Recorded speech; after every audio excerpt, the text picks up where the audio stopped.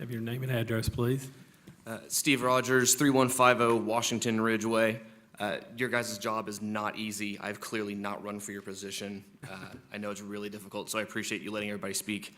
I have a little bit of variety in my points today. I'm going to be brief on the first one. It's regarding Apex versus the Rays debate going on. Full disclosure, I do not receive an Apex bonus. My school's under the TAP regimen, so it doesn't apply to me. But those teachers were basically promised those bonuses, period, end of sentence. That just needs to be honored. They may have gotten those bonuses by jumping through hoops that may or may not be counterintuitive to what they know as a teacher, or is just flat out contrary to the nature of teaching in their classroom. They may have actually gotten it because of their hard work with students and an observer recognizing that hard work and recognizing that and rewarding it. Or they may have spent more time with that observer teaching them how it works in their classroom so that they can be recognized for the hard work that they're doing and then get the reward. I digress. Either way, they've earned it. That just needs to happen for those teachers. And then on the same kind of philosophical grounds, the entire teaching network in the county also needs the 4% raise that have been proposed. There's a lot of grueling hard work going on in a lot of these classrooms, hundreds of thousands of unpaid overtime, and that's probably just in the marching band alone, let alone the other 4,000 teachers we have here. And we're doing more with less being given to us to work with than could ever be considered conscionable.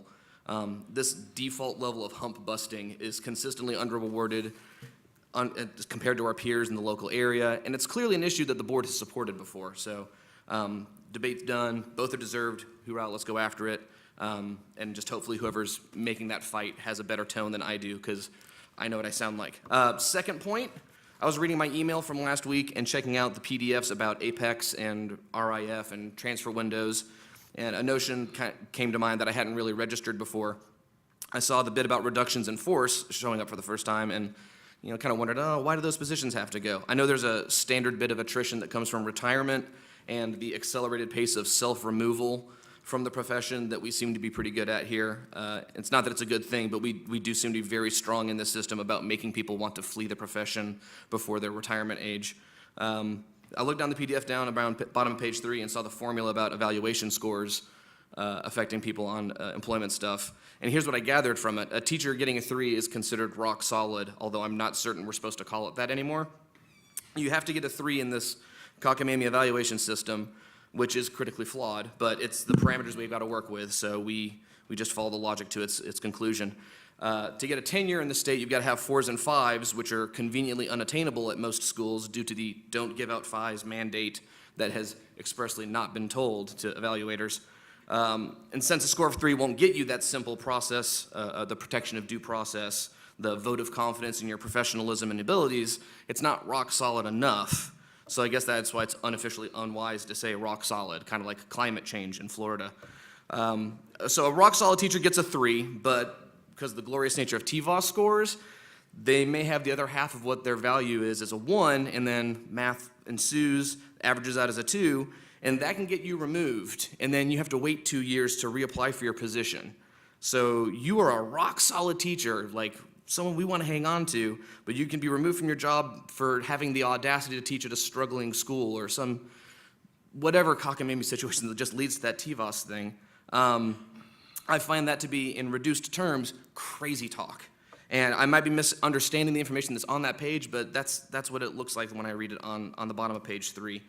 Now, I know the state sets a lot of this, and some people have harped on this earlier tonight, and we want to be in compliance with the law. But as a Board of Education that has the capacity to set the standard for the state, and if I recall correctly, we have won some awards as a Board of Education for being really good at Board of Educating.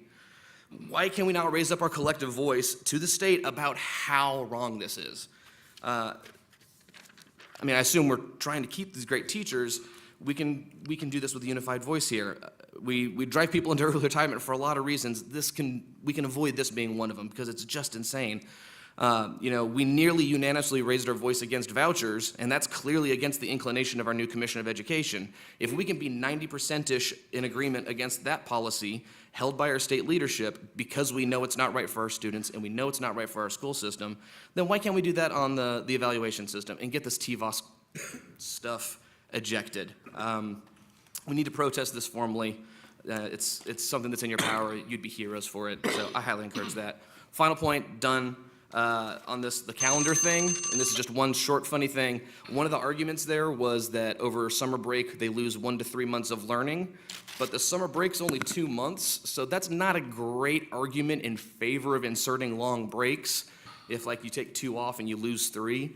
So just, and I'm defending the band programs on the balanced calendar bit, but one bit of odd data that was put out there, and I thought it was kind of funny. So thank you for letting me talk.